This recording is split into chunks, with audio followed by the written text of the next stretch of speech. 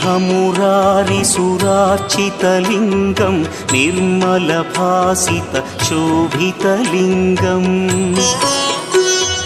जन्मज दुःखविनाशकलिङ्गं तत्प्रणमामि सदा शिवलिङ्गम्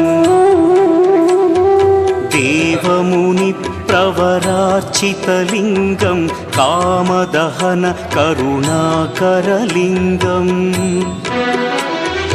रावणदर्पविनाशकलिङ्गं तत्प्रणमामि सदा शिवलिङ्गम्